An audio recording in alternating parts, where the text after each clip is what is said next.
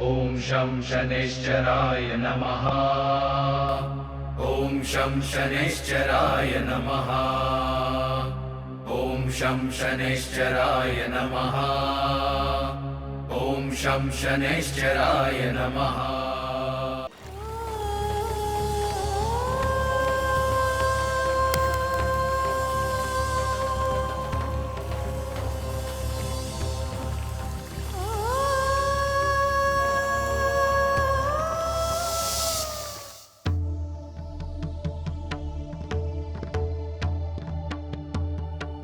ये रही आपकी धरोहर।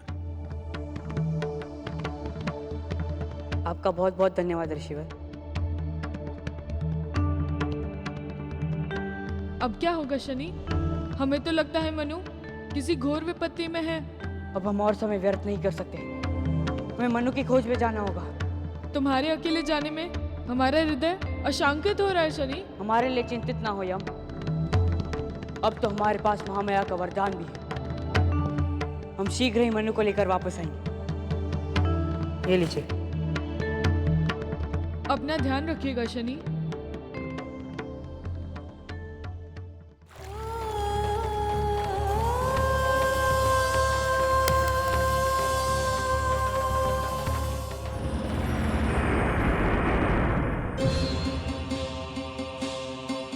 हम कुछ नहीं जानते थे, आपको कुछ करना ही होगा। यमुना लगभग पूरी तरह हिम में परिवर्तित हो चुकी है देव। हम आपसे पहले भी कह चुके हैं देवी, यही पूजा का विधान है कि यमुना को इस पूजा को पूर्ण करना ही होगा। हम अपनी आंखों के सामने यमुना के साथ ये अनर्थ होता हुआ नहीं देख सकते हैं। यदि आप कुछ नहीं कर सकते तो ठीक है, हमें ही कुछ करना होगा। क्या करेंगे आप देवी? हम पूजा की विधि को खंडित कर देंगे। परिणाम चाहे जो भी हो, हम हर दंड भुगतने के लिए तैयार हैं। पर यमुना के साथ होते हुए अत्याचार को हम नहीं देख पाएंगे देवी, नहीं देख पाएंगे। रुक जाइए देवी। देवी संज्ञा, देवी संज्ञा, रुक जाइए।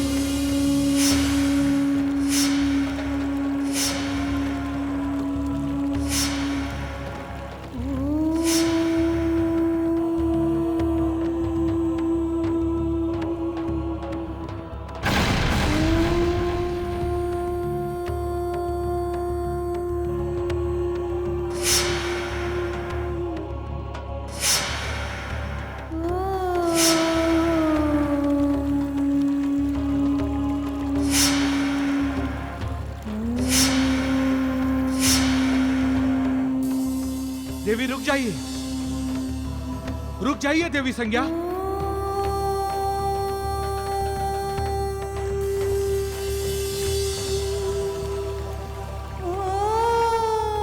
देवी संज्ञा रुकिए।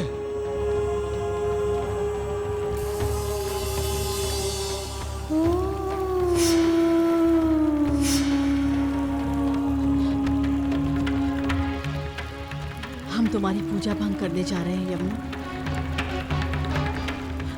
हमें क्षमा कर देना।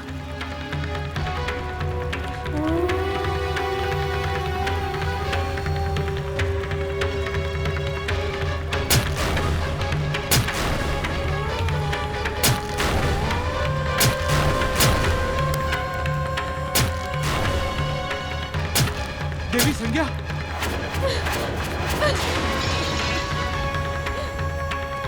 देवी संज्ञा, ये क्या अनर्थ कर रही हैं आप? छोड़ दीजिए हमें देव, हमसे और सहन नहीं होता। देवी आप अपने होश में नहीं हैं।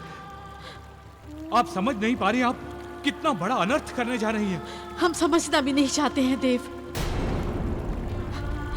हम अपने हृदय के हाथों विवश हैं देव। इस पूजा में विघ्न डालने का जो पाप हम करने जा रहे हैं, उसका जो भी दंड हो, हम उसे भुगतने के लिए तैयार हैं। बात केवल पाप और पुण्य की नहीं है देवी, सृष्टि की ऊर्जा चक्र के संतुलन की है। आपका यह निर्णय सृष्टि में ऐसी लहरें पैदा कर देगा जिसे आने वाली पीढ़ियां महसूस करेंगी। देवी, हम आपसे विनती करते हैं कि ऐसा अनर्थ ना करें।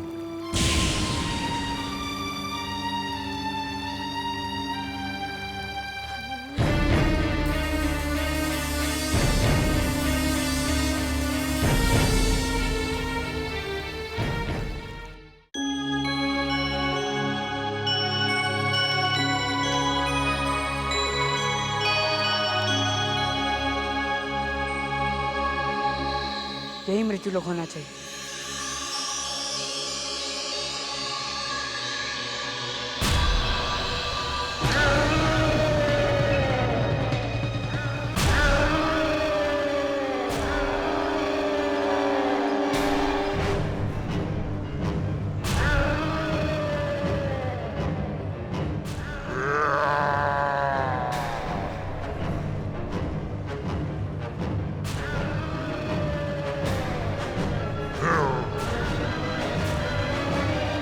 क्या रहा है? ये मुंह हमें अंदर प्रवेश करने क्यों नहीं देता? तुम इस मृत्युलोक में प्रवेश नहीं कर सकते।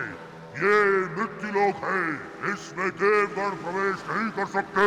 हमारा भाई मनु भी देवगण है और वह इस वक्त मृत्युलोक में है। हम जानते हैं और हमने मनु को भी चेताया था, परंतु उन्होंने हमारी बात को अनसुना कर दिया, इसलिए वो अब वापस नहीं लौट सकते। परंतु हमें किसी भी हालत में मनु को मृत्युलोक से ले जाना है। कृपया हमें अंदर जाने की अनुमति दे। उसके लिए आपको भी स्वरूप बदलना होगा और अपना आयुकाल मृत्युलोक में पूरा करना होगा। क्या आप इसके लिए तैयार हैं? हम किसी भी स्थिति का सामना करने के लिए तैयार हैं। ऐसी आपकी इच्छा।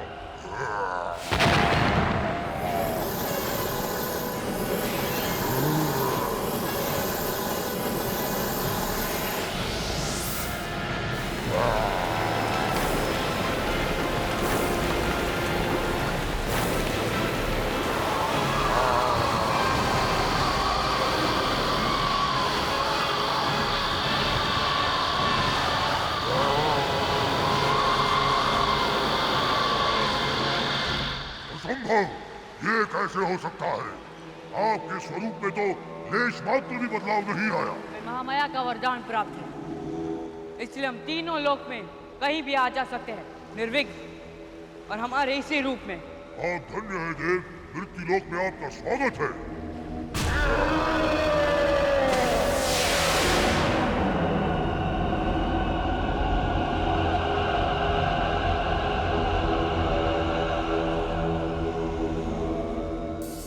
मनु, मनु, कहाँ होगा ये? मनु, मनु,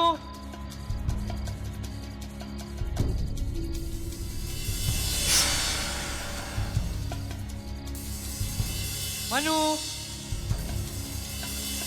मनु,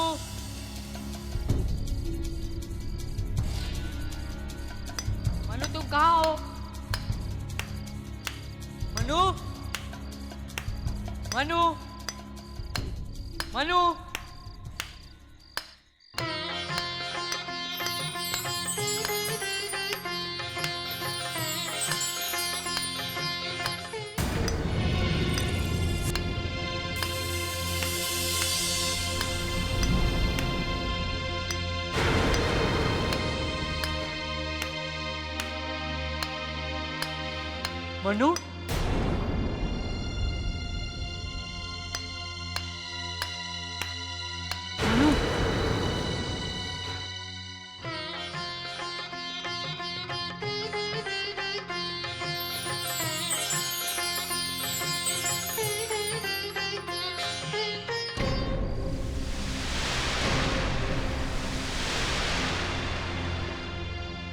क्या हुआ मनु? अरे ये क्या बीज बना रखा तुमने? और तुम यहाँ क्या कर रहे हो? हाँ, और ये सब क्या है? तुम तो शिलाखंडों को लेने आए थे ना? इन शिलाओं के साथ क्या खेल खेल रहे हो?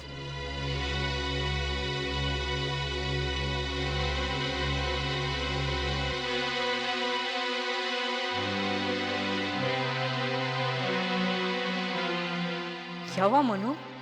ऐसे क्यों देख रहे हो? तुम किससे बातें कर रहे हो? क्या मनु? और तुम कौन हो?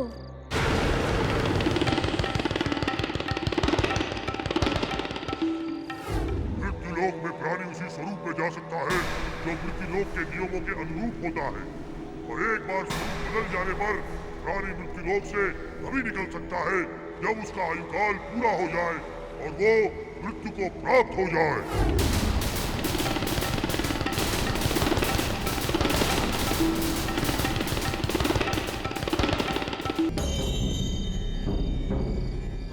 ऐसा प्रतीत होता है मनु ने वेश तो बदला ही है, परंतु साथ ही साथ उसकी स्मृति भी खो गई।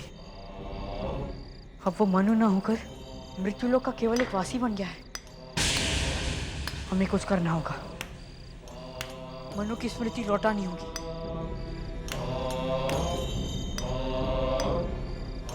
मनु,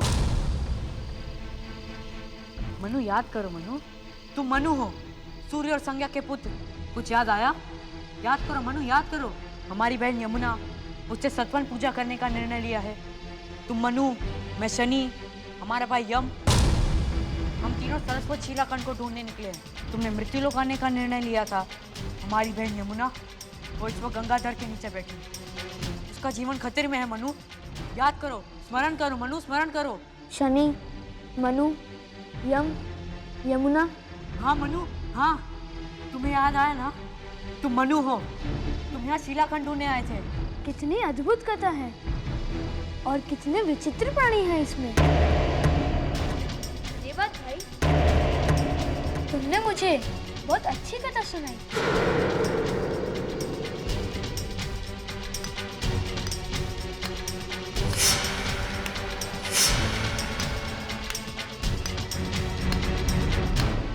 मनु, स्मरण करने की कोशिश करो। तुम्हें तरह तरह की चीजें घटने में आनंद आता है, कदापि इसलिए तुम यहाँ पर भी इन कलाकृतियों को बना रहे हो। हमें कुछ नहीं पता, और ये सब कुछ हमने नहीं बनाया।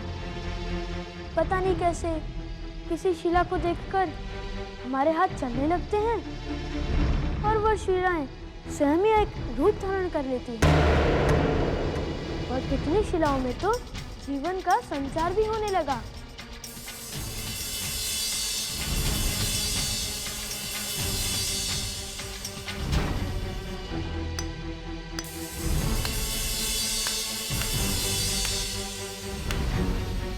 देखो, हमारे हाथ फिर से चलने लगे। अब पता नहीं ये शिला कौन सा आकार धारण करने वाली है।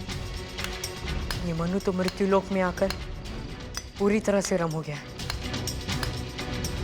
इसे अपने मनु होने का तनिक भी आभास नहीं। क्या करें हम? कैसे यहाँ दिलाएं इसे?